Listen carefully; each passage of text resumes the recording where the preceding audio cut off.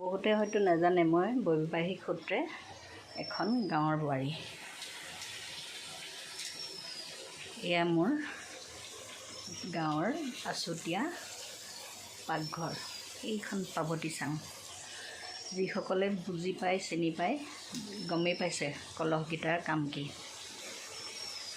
এয়া আমি আজি মাঘৰ প্ৰথম দিনটোৰ সংক্ৰান্তিৰ প্ৰথম দিন নহয়, সংক্ৰান্তিৰ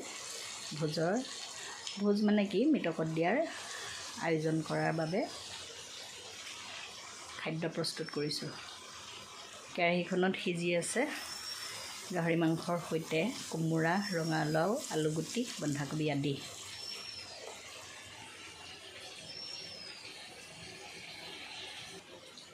আচল উপকৰণবিধ দেখুৱাম। আচল উপকৰণ এবিধ, এয়া সাজৰ গুটি। আমাৰ এই বোৱাৰীজনীয়ে প্ৰস্তুত কৰে দেই সাজপানী। এইয়া ইয়াৰ তলতে ধুনীয়াকৈ গোট খাই আছে। এই প্লাষ্টিকৰ বাল্টিত থোৱাৰ কাৰণে অকণমান বেয়া পাইছোঁ বাৰু। এয়া গুৰু ভকতে কালি ৰাতিতে খাই উদং কৰি দিছে। এই জাৰত থোৱাটোক কি বুলি কোৱা সুদমা?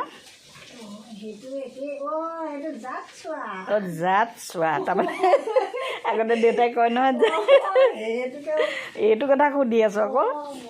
তাৰমানে সাজপানী আৰম্ভণি অৱস্থাটোত কেনেকুৱা হৈছে টেষ্ট সোৱাদ।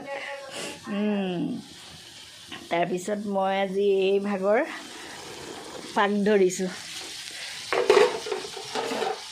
এই ভাগ মৃতকত দিয়া এই ভাগৰে পাক ধৰিছোঁ। আজি বেছি নাই ভজা দেই,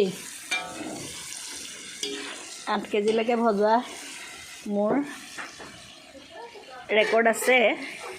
এইবাৰ আমি কিমান দিলোঁ সুনমা? কিমান দিছোঁ মাংস? নাই, 1 কেজিতকৈ অকণমান বেছি হ'ব। এয়া সেৱা দিয়াৰ কাৰণে আৰম্ভ কৰা হৈছে প্ৰাৰম্ভিক প্ৰস্তুতি, বৰা ভাতৰ সেৱা।